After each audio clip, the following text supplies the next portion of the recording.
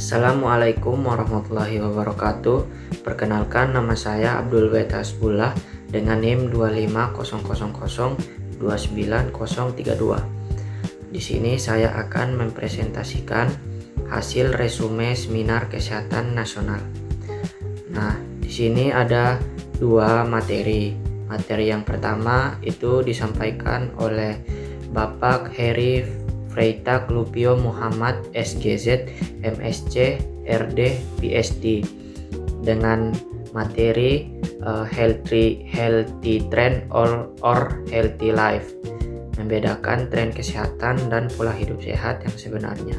Kemudian materi yang kedua itu disampaikan oleh Ibu Dr. Heni Trisnowati SKM MPH. Nah, materi yang pertama itu membahas tentang apa itu diet ekstrim. Diet ekstrim adalah pola makan yang sangat membatasi kalori, makronutrien atau kelompok makanan tertentu. Ciri-ciri diet ekstrim yang pertama yaitu asupan kalori itu kurang dari 800 kalori per hari secara terus-menerus. Yang kedua itu mengandalkan suplemen sebagai pengganti makanan penuh. Yang ketiga itu berasal dari tren media sosial, bukan rekomendasi ahli. Kemudian itu ada contoh diet ekstrim. Yang pertama itu hanya minum air putih. Yang kedua itu mengkonsumsi makanan dengan total 800 sampai 1000 kalori per hari.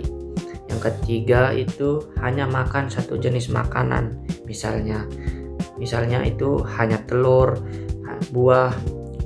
Kemudian yang selanjutnya ada faktor-faktor yang menyebabkan melakukan diet ekstrim. Yang pertama itu mulai dari tekanan sosial dan budaya, kemudian ketidaktahuan dan misinformasi, kemudian pengaruh di era digital.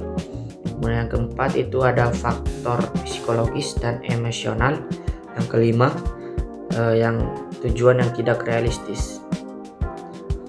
Diet ekstrim itu diet yang merupakan asupan yang tidak seimbang karena adanya pembatasan kalori.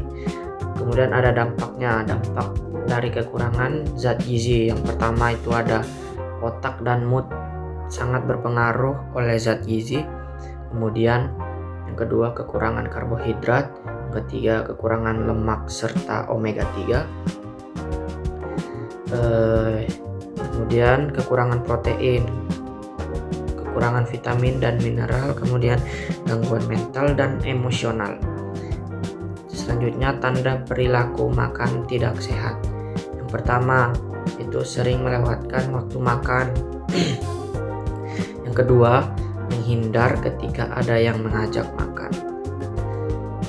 Terus yang selanjutnya yaitu materi yang kedua itu tentang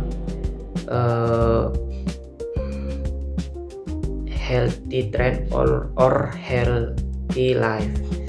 Yang pertama itu infodemic. Apa sih itu infodemic? Infodemic adalah kelebihan informasi baik yang akurat maupun yang tidak akurat, sehingga membuat seseorang sulit menemukan informasi kesehatan yang dapat dipercaya saat dibutuhkan. Kemudian tujuan dari healthy trend yaitu ingin memperoleh hasil yang cepat, praktis, instan, dan seringkali demi penampilan.